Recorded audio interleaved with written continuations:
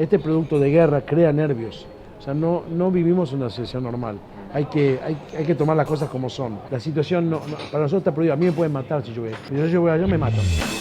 Este lugar era una base militar. Lo que vemos adelante es Jordania, son las montañas rojas que están mencionadas en la Biblia. Siria, que está muy cerca, a la izquierda. Estamos ahora en territorio palestino, por lo tanto estamos en una zona donde todo queda muy cerca. Fronteras de países que están enfrentados en guerra.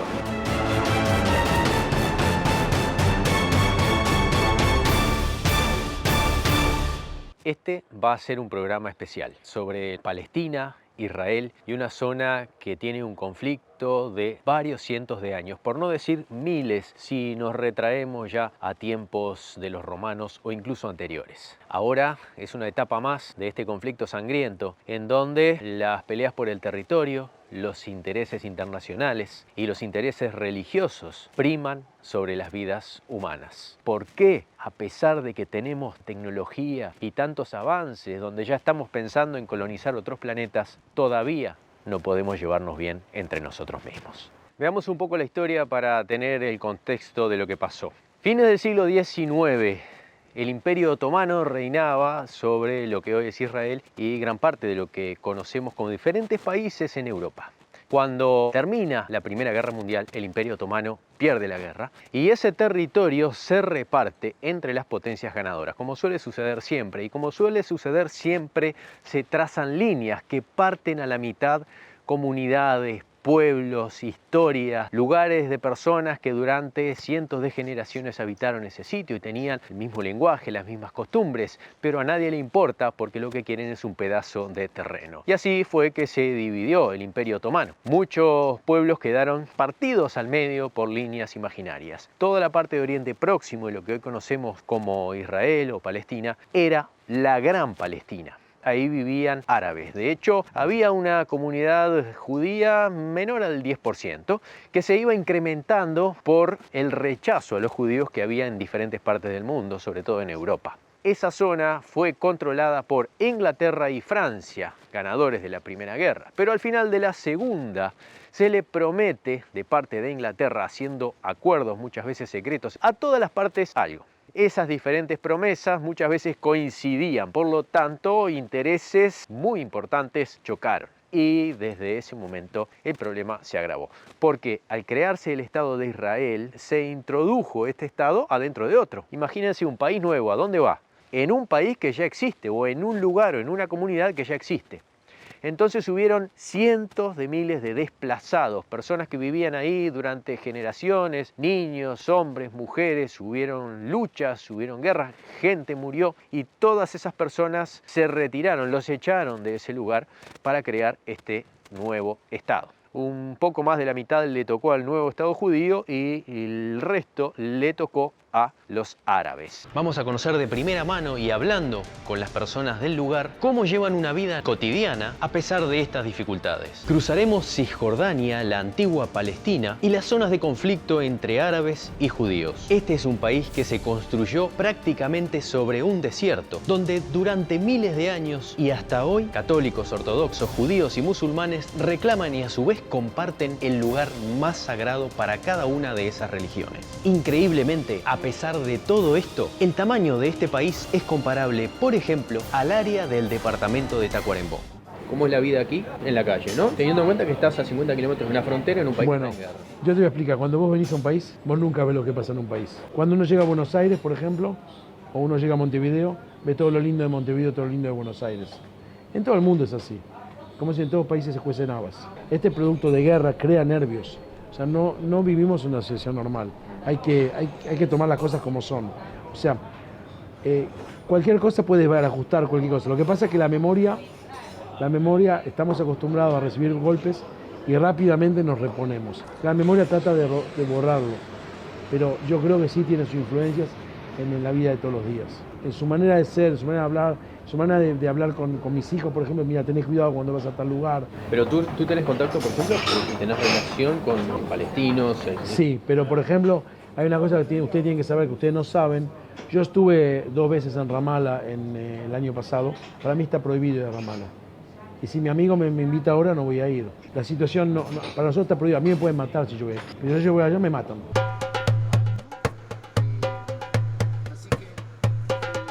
Este era el límite entre Jerusalén oriental y occidental. Hasta el año 67 estaba ocupada por los jordanos. En el 67 la tomaron los israelíes.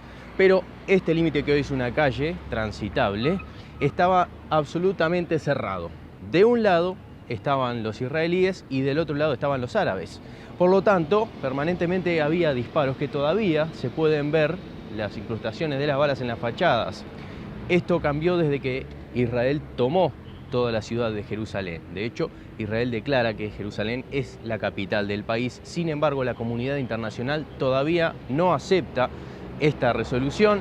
Los árabes reclaman su parte de la ciudad y hasta que este conflicto no se solucione, la capital de Israel para los israelíes es Jerusalén y para el resto del mundo no está bien definida. Por eso la mayoría de las embajadas no están en este lugar, sino que están en la ciudad de Tel Aviv. Vamos a entrar ahora a conocer la ciudad antigua de Jerusalén.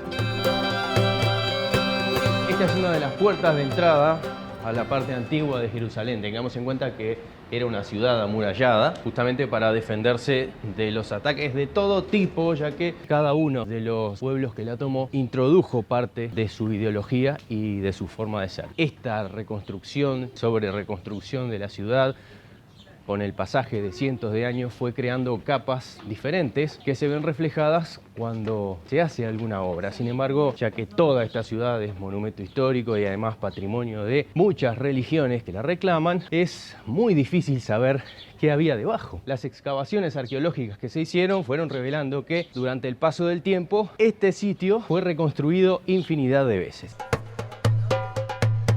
La ciudad antigua de Jerusalén es prácticamente un laberinto de piedra sobre piedra donde se van desarrollando las calles que acompañan el terreno, ya que estamos sobre colinas y las casas se van formando dentro de los muros. Es impresionante ver cómo pequeñas puertas dan lugar a distintos pasadizos donde las casas van tomando los huecos que quedan dentro de las murallas. Así que vamos a intentar meternos en alguna de estas casas para ver cuál es el estilo, ya que hay barrios musulmanes, hay barrios judíos, hay barrios armenios, hay muchos distritos distintos dentro de esta ciudad amurallada porque cada una de las religiones trata de tener el mayor territorio posible para reclamar como suya la ciudad de Jerusalén.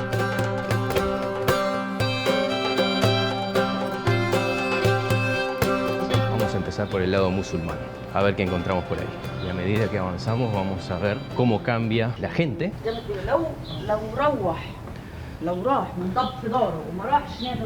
y también cómo cambian los idiomas, ¿no? Sentimos hablar en árabe y seguramente en pocos metros vamos a sentir hablar en hebreo, en armenio, en español, en inglés o en cualquier otro idioma que represente alguna de las comunidades religiosas que tienen sitio en Jerusalén. Estamos en plena Jerusalén, un lugar donde hay millones de personas diarias y sin embargo nos encontramos con bicicletas estacionadas de las familias que viven acá. Este es el barrio musulmán de Jerusalén. Vean lo que es, totalmente construido dentro de los muros de la ciudad. Algunos musulmanes vendieron sus casas a los judíos y esto generó muchos problemas porque se considera que se está vendiendo el patrimonio. Así, cada una de las partes trata de tomar la otra en la ciudad y generar una mayor cantidad de población. Esto se ve permanentemente y se traslada a través de los siglos hasta el día de hoy. Por lo tanto, mientras recorremos la ciudad de Jerusalén, nos vamos a encontrar todo el tiempo con esta clase de situaciones. Vamos a seguir recorriendo los muros y la ciudad vieja de Jerusalén hasta llegar al Muro de los Lamentos. Vemos guardias armados, policías o gente del ejército y esto es porque cada tanto se dan problemas entre los musulmanes y los judíos. Hace muy poco tiempo, hace unas horas, hubo problemas durante los rezos en las mezquitas. Los musulmanes tiraron piedras hacia los judíos, hacia los policías, por lo tanto muchas calles están cerradas y hay puntos de control en donde no dejan pasar hacia determinados lugares a los que no sean musulmanes que vayan a rezar. Y dentro de los musulmanes muchas veces se les corta el paso para sus lugares de rezo. Es un sitio de conflicto a tal punto de que la comunidad internacional no reconoce que esta hoy sea la capital de Israel. Así que vamos a intentar entender cómo funciona hoy esta ciudad, a pesar de que tiene muchos habitantes musulmanes y está controlada por Israel. De este lado, por ejemplo, vemos familias enteras de musulmanes que viven dentro de la ciudad, reclaman como suya parte de Jerusalén, pero viven dentro de lo que hoy es Israel. Así que es un lugar muy complicado para las dos partes, para los judíos que tienen que venir a este lugar a controlar la zona porque pertenece a su país y confrontarse con los musulmanes que viven en este lugar y reclaman que les fue expropiado su territorio. Nos vamos cruzando con musulmanes, con judíos ortodoxos, con policías armados que controlan la zona, con vendedores, niños que viven en este lugar, con religiosos, con comerciantes. Es un sitio de muchos contrastes. Yo diría que es una de las zonas de contraste más extremas del mundo. Es absolutamente cambiante y en pocos metros uno puede encontrarse con realidades totalmente diferentes. Este es el lugar más sagrado tanto para los árabes como los judíos. Estamos en el Monte del Templo. Aquí se encuentra el Domo de la Roca, la Mezquita de Al-Aqsa y el Muro de los Lamentos. Así que conviven en este sitio las religiones opuestas y además todos reclaman este lugar como parte de su historia.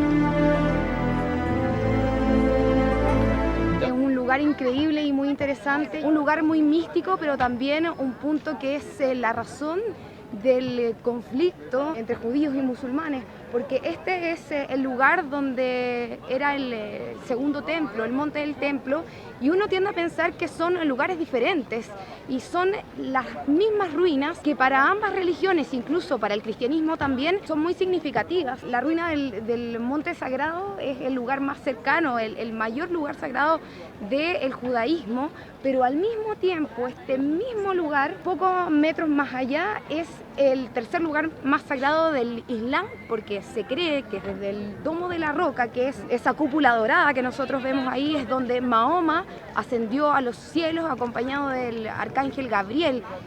Los judíos no tienen acceso hasta ahí, pero ellos piensan que en esa misma roca fue donde se creó el mundo.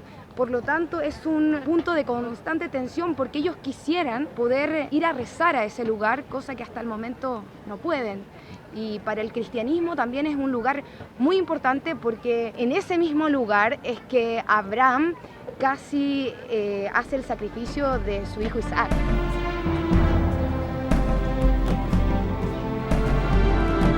¿Todo pasa exactamente en el mismo lugar o a pocos metros de distancia? Exactamente, es en el fondo en el mismo lugar y es por eso que es una zona de muchísima tensión. Es una zona disputada por las dos religiones, más por los musulmanes y el judaísmo, porque tiene un significado vital para ambos. Prácticamente es el mismo lugar, que para ellos tiene significados que son la base de sus creencias.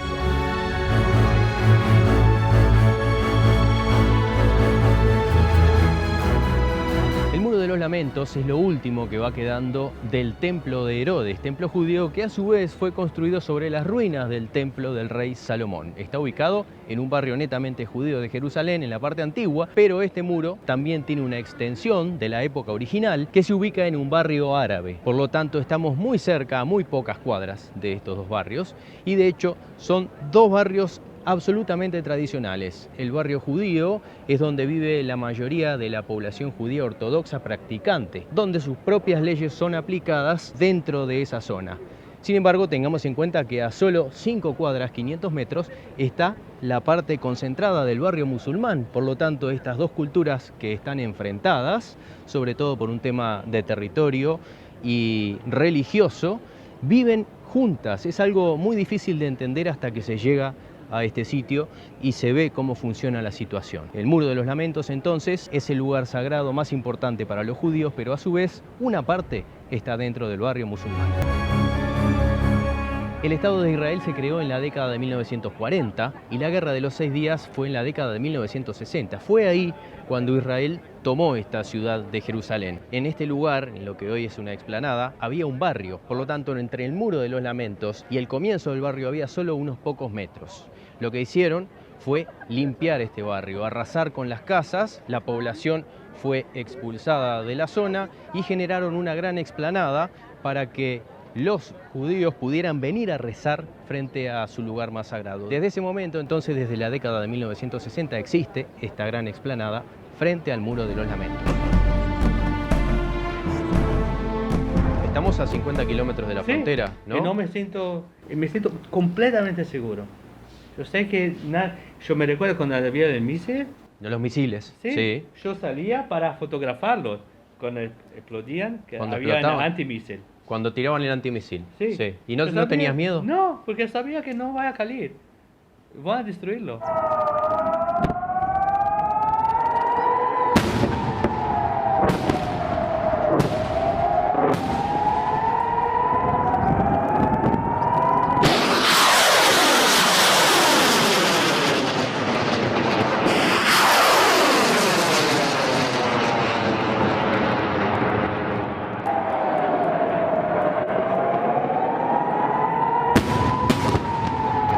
Yo estaba 100% seguro. No me iba para el... ¿Cómo se dice? El refugio. El refugio. No, salía para fotografarlo. No vaya a caer. O sea, yo sé. confías en que la seguridad que Sí. tiene el país Sí. protege a la gente que vive Sí, aquí adentro. 100%. Ujú. No hay 1% de... "Ay, tal vez estoy loco". No. Empezaba a costurar cuando había el trabajar. misil. Ok. Which Yes. places are you controlling? A lot of places. It's Ahí le pregunté en qué lugares él está porque hoy está sometimes aquí. we was 5 months in Ardov. Jabal Ross is the Israel and Lebanon. Está en la The frontera. line, Estuvo en la, the en blue línea, line en la between línea Israel and azul Lebanon. entre Israel y el Líbano. Last week we was in Hebron, La semana pasada estuvo en Hebrón. and now Every place you stayed was quiet or you have problems in some places. it's very different between place to place. Muy diferente de lugar a lugar. In Hebron, a lot of the problems in Hebron. Muchos problemas en Hebrón. In the last 2 weeks, there was a lot of attacks. It was a 5 years girl that murdered in her house, in her home. That one guy from Hebron attacked her and killed her with a knife. There was shots. All the most problems is in Israel is in Hebron. En Hebrón. Él estuvo It's a en Hebrón hace muy pocos Conflict, días place. y es un lugar muy conflictivo, hubo ataques permanentemente, murieron personas en los últimos días. Entonces él ahora está en una zona de esparcimiento, pero hace pocos días estuvo en un área complicada.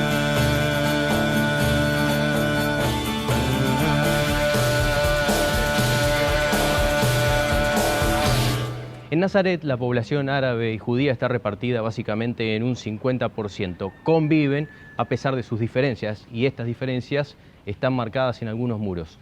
Lo que dice aquí, por ejemplo, habla del año 1948, cuando en mayo más de 780.000 palestinos fueron forzados a salir fuera de este lugar, de su tierra. Más de 500 villas fueron destruidas por las fuerzas sionistas, más de 50 masacres civiles y más de 15.000 mártires. Tengamos en cuenta que este es un lugar controlado por Israel y sin embargo esto está en un muro público. También tengamos en cuenta que en el Parlamento de Israel hay árabes que hablan exactamente de esto. Nos marca que es una tierra de muchos contrastes, de una evolución permanente y que además estos contrastes se dan permanentemente, a veces aceptados, a veces no tanto, y estos contrastes también se dan en la forma de pensar de la gente y en la población. Muchos, diríamos que la gran mayoría, quieren vivir en paz, otros no tanto. Quieren recuperar los palestinos su tierra, otros palestinos prefieren hacer un acuerdo de paz para que las fronteras se fijen. Los judíos, muchos quieren vivir en paz, la mayoría. Otros también prefieren expulsar a los palestinos. Otros, igual que muchos palestinos, prefieren marcar una línea y a partir de eso fijar una paz duradera. Bueno, todas estas historias y contrastes se ven reflejadas en los muros de las calles, cuando uno habla con las personas en el Parlamento, en las fronteras con los países vecinos. Muchos de los sitios fronterizos están hoy en conflicto, en guerra, otros tienen acuerdo de paz. Bueno, es algo muy difícil de explicar. Solamente estando aquí se puede llegar a comprender en parte porque uno no tiene la mentalidad ni tampoco toda la carga histórica y religiosa de la gente que vive aquí, pero en parte vamos a intentar comprender cómo funciona esta tierra y cada una de las religiones que además reclaman que este lugar sagrado, esta tierra santa, es parte de su pasado.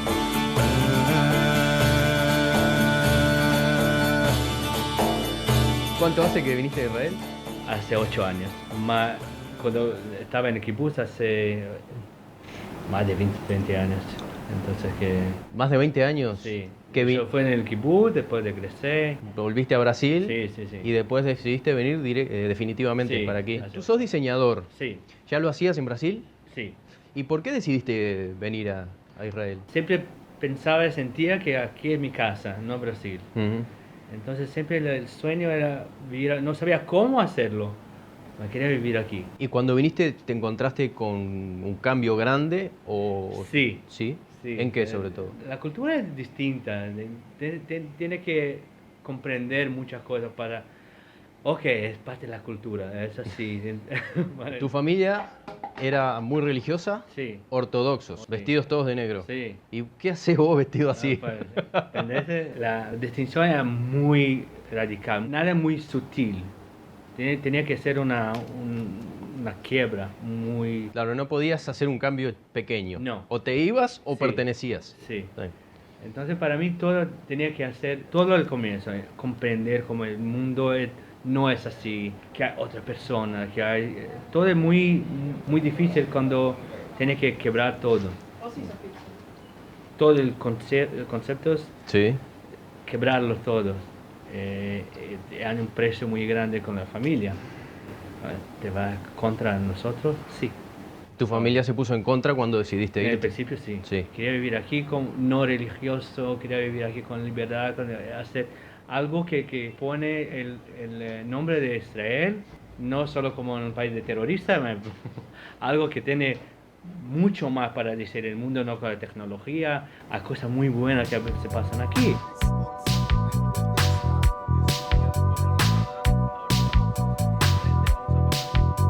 Esta es el área ortodoxa. Este es exactamente el borde, era el borde entre Israel y Jordania hasta el año 1967. Esta área era totalmente jordana hasta el año 67. Este es el área que se llama Nueva, que tiene 49 años. En ese bosque que vamos a ver a la derecha, en el año 67 aquí llegaron los paracaidistas israelíes para tomar la ciudad y aquí fueron muertos muchos paracaidistas israelíes. Hubo una de las peores batallas de la guerra. Aquí a la derecha, toda esta área. Before 1967, they say this is police school of Jordania. See, this is... Cayeron en este lugar los paracaidistas porque esta era la escuela de policía de Jordania y todavía hoy se mantienen túneles y búnkers en la zona y se convirtió en museo. In Shabbat you can't drive? No, here, still here. But there, no. Shabbat, nobody can drive over there. Oh, All is blocked. The road is blocked. No store is open. No coffee shop. No nothing. Nothing. All is closed. No driving. Nobody can drive over there. En la zona ortodoxa, el sábado, que es el Shabbat, es el día que no se trabaja ni se hace nada. Entonces está prohibido hasta conducir por las calles. No hay autos. No utilizan ningún tipo de aparato electrónico, no utilizan por supuesto ascensores, no se hace absolutamente nada, entonces ellos tienen prohibido manejar por las calles del barrio ortodoxo el sábado. Ahora estamos pasando por el Monte de los Olivos, está mencionado en la Biblia, es un área verde ubicada en esta zona que está rodeada de desierto. De hecho, cuando crucemos el Monte de los Olivos vamos a entrar en un túnel y ese túnel a la salida nos va a llevar directamente al desierto. Este es el lado palestino. Acabamos de dejar hace unos minutos la zona ortodoxa judía y ya estamos en el lado palestino. Estamos muy cerca, a 5 cuadras uno del otro prácticamente en el centro. Y este túnel nos va a comunicar la ciudad directamente con el desierto.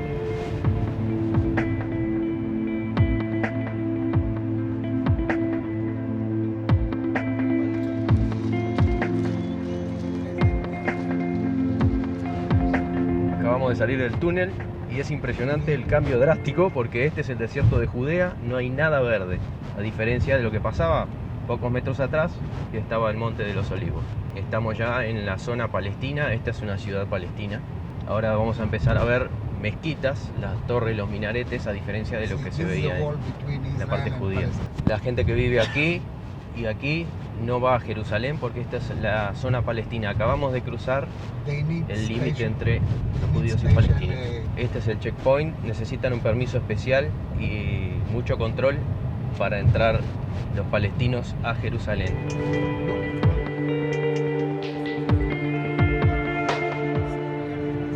Bueno, estamos en un área palestina, acabamos de cruzar el checkpoint, salimos de la zona judía y esto que vemos aquí es una pequeña ciudad nueva, que es una ciudad judía ubicada en medio del área palestina.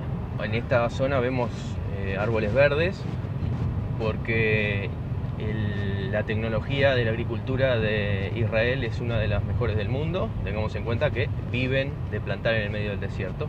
Y cuando se ubicó el pueblo israelí en el medio de esta zona palestina, plantaron estos árboles.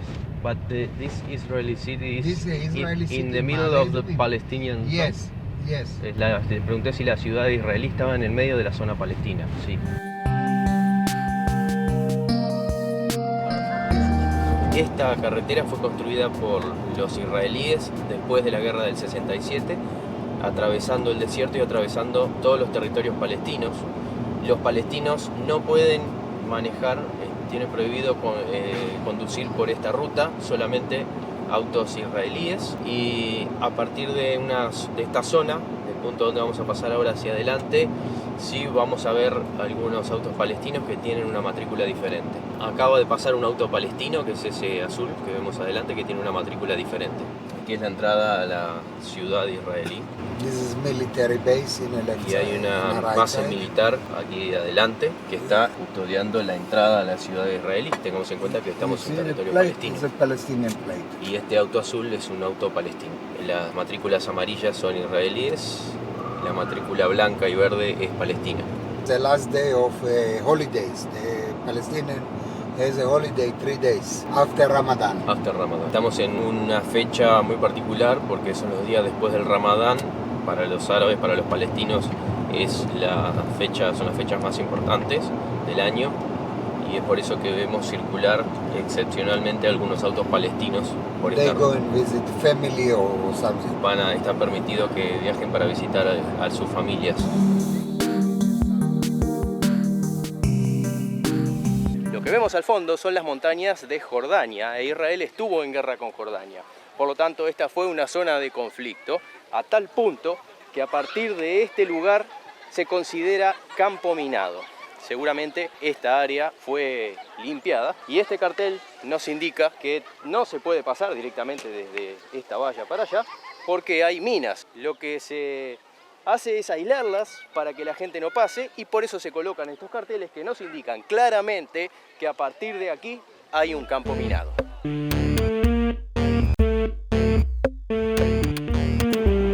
We are going through Palestinian, they have in the left side in Jericho, they have in Mount of Olives, but here never ever happened some problem with Palestinian because they share the same road. Okay. They are not going to make any problem here. Okay. En este lugar donde estamos pasando ahora, estamos yendo por el lado israelí. Los palestinos están en la ciudad de Jericó, que es muy cerca de aquí, pero esta zona está controlada por Israel, por lo tanto nos aclara que esta zona de la autopista es muy segura.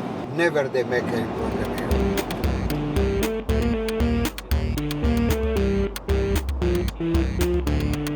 See here, this is kibbutz.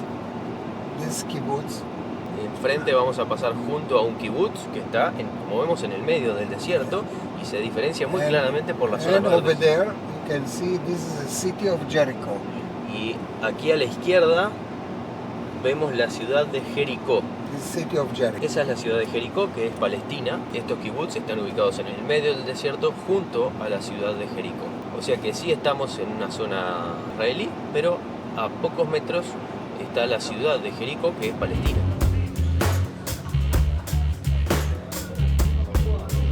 Estamos en la zona árabe y vemos muchos niños, son niños palestinos. Y el tema aquí es quién ocupa la mayor cantidad de territorio. Los israelíes tratan de avanzar sobre la zona árabe, pero los árabes tienen mucho más hijos, o sea que las familias se hacen cada vez más numerosas, por lo tanto la población árabe aumenta, pero el territorio sigue siendo ganado por los israelíes, así que el conflicto también se da en cuanto al aumento de cantidad de población árabe y al aumento de cantidad de territorio comprado por los judíos. Por lo tanto, los frentes de batalla no se dan solamente en la lucha armada, sino que permanentemente es un tema económico y estratégico de ver quién avanza en cuanto a población o cantidad de territorio.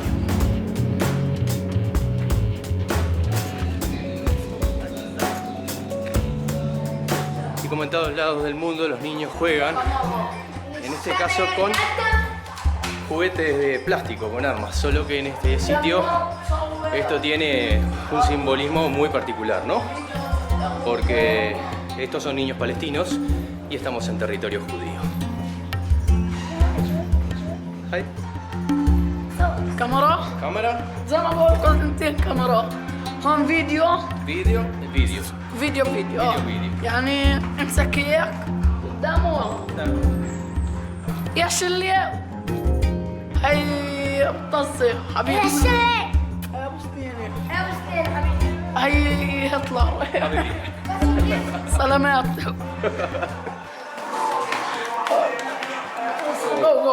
Estábamos hablando con ellos, acaba de pasar un mayor y les dijo que no se metan conmigo, así que me están diciendo que me vaya.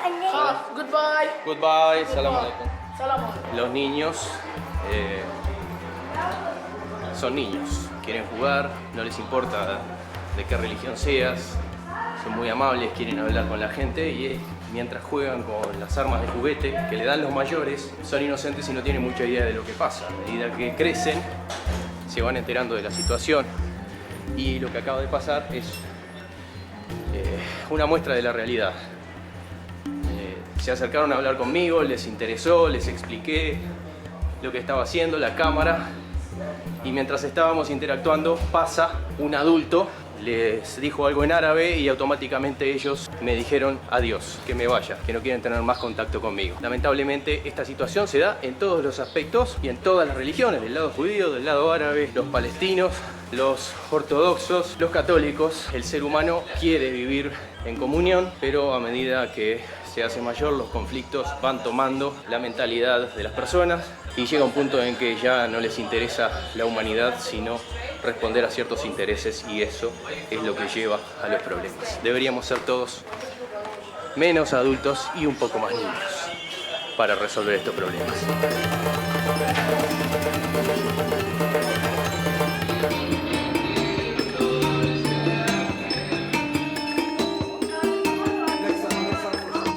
Si uno vive con miedo es muy difícil también hacer su trabajo. No puedo concebir vivir con miedo, no puedo. Voy a seguir. Tengo clientes que son árabes, tengo alumnos que son árabes, convivimos con árabes, son personas. Hay a los locos, hay a los locos de los judíos también. Tengo que empezar a ver todo como personas. Claro. Hay radicales en todos sitios. Tengo que mirarlo como son personas que quieren vivir bien, quieren tener una vida normal, como nosotros. Entonces, todos quieren lo mismo. Si piensas así, en el final todos van a vivir bien. Por ahora es muy difícil pensar como eso. Yo pienso que es posible, sí. Pensar que el otro quiere lo mismo que queremos nosotros. Sí. Y de esa forma vamos a entenderlo mucho más. Una vida con paz, tener los chicos en la escuela, en la salud, con todos, ¿no? Vivimos en un planeta donde los recursos son tantos que todos los seres humanos podríamos tener una vida pacífica, feliz, abundante, de trato y respeto hacia los demás. Y sin embargo elegimos lo contrario. Cada uno tendrá su punto de vista, pero la realidad es que nos seguimos matando entre todos. Y si entre todos e individualmente no empezamos a pensar diferente y no empezamos a ver al otro ser humano como ser humano y no como un enemigo, porque al final todos vivimos en el mismo planeta y todos somos de la misma especie, vamos a terminar muy mal. Esperemos que esto sirva de reflexión y que de alguna manera en el futuro evolucionemos un poco más para estar a la altura de nuestros conocimientos y nuestras creaciones y no tanto de lo que nos quedó de nuestro pasado animal.